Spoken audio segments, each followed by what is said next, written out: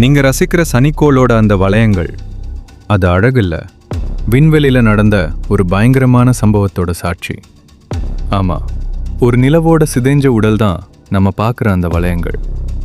நம்ம சூரிய குடும்பத்துல சனிக்கோள் தனி கெத்தோட தெரியுதுன்னா அதுக்கு காரணம் அது சுத்தி இருக்கிற அந்த பிரம்மாண்ட வளையங்கள் தான். பல வருஷமா இது மர்மமா இருந்தது. ஆனா சமீபத்திய ஆய்வுகள் ஒரு அதிரடியான உண்மையை சொல்லுது. சுமார் 10 கோடி வருஷத்துக்கு முன்னாடி பூமியில டைனோசர்கள் ராஜாவா வாழ்ந்த அதே காலத்துல சனிக்கோளுக்கு கிரைசாலிஸ்னு ஒரு நிலவு இருந்திருக்கு.